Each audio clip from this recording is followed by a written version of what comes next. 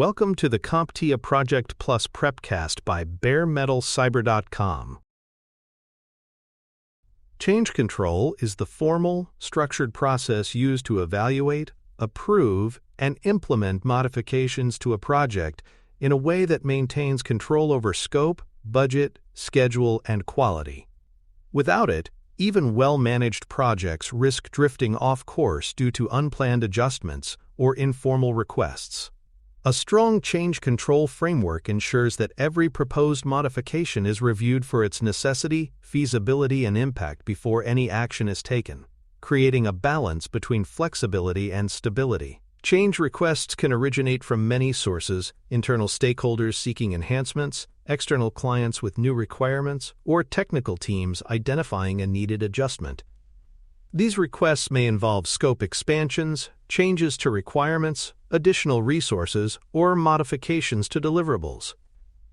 Regardless of their origin or type, they all pass through the same controlled evaluation, so that decisions are based on objective analysis rather than reactive impulses. The process begins when a change is formally proposed.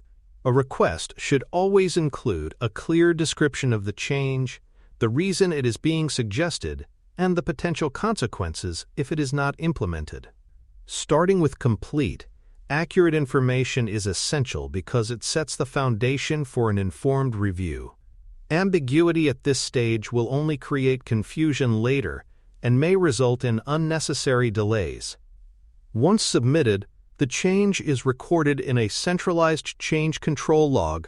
This log captures key details such as the date of submission, the request originator, a summary of the proposed change, and its current status. Maintaining a complete and current log is critical for transparency, as it allows project managers, stakeholders, and auditors to trace every change from request to decision.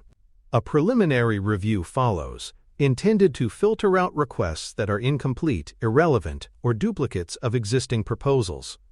This review is often handled by the project manager or a designated analyst who understands both the project's objectives and its constraints. Only requests that are well-defined and actionable advance to the next stage. From there, ownership of the request is assigned. This change owner may be a project manager, a technical lead, or a subject matter expert with the authority and insight to guide the request through the evaluation process.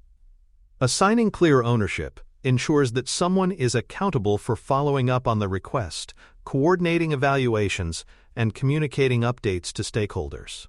Categorization is the next step. Changes are typically classified by type, such as scope-related, schedule-related, cost-related, resource-related, or quality-related.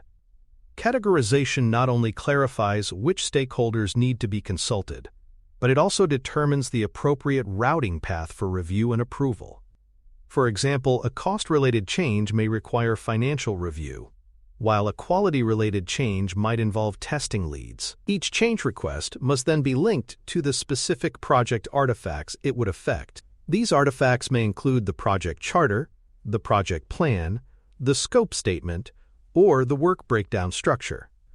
Linking the request to documentation provides context for the decision-making process and highlights what will need to be updated if the change is approved. Before an evaluation can begin, any dependencies or related issues must be identified.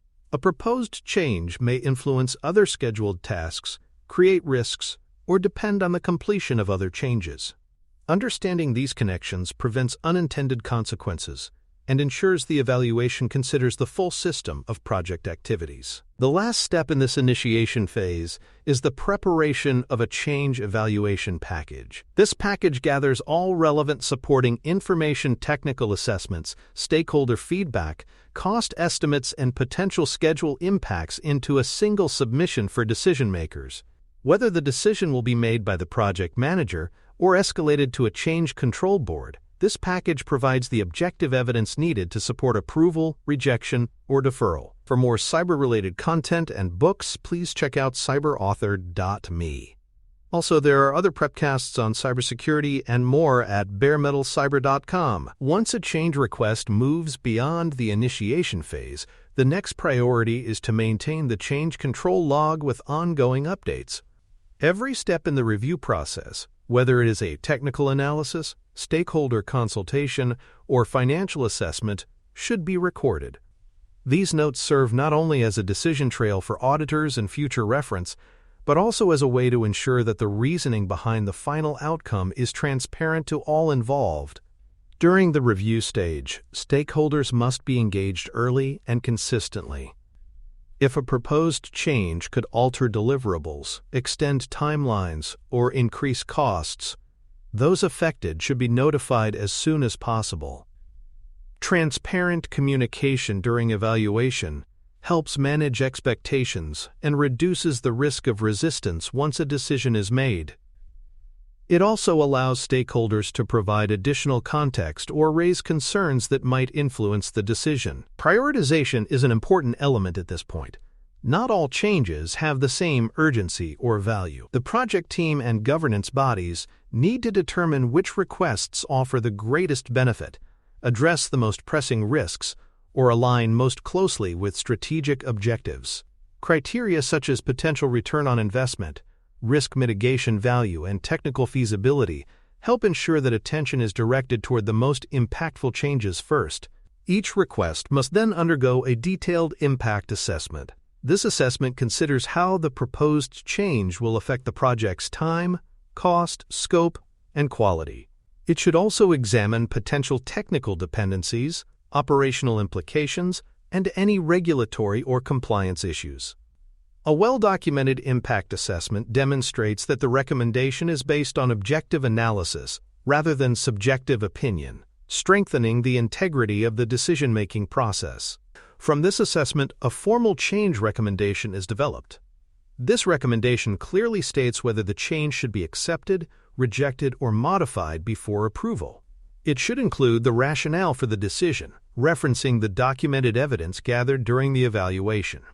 This document becomes the guiding reference for whichever authority is responsible for the final sign-off. The approval process varies depending on the project's governance structure.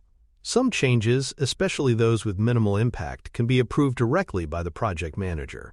Others, particularly those involving significant cost, schedule changes, or risk, must be escalated to a change control board. The board, composed of key stakeholders and decision-makers, ensures that major changes receive the appropriate level of oversight and consensus. Once a decision has been made, the outcome is recorded in the change control log, along with any conditions or constraints tied to the approval.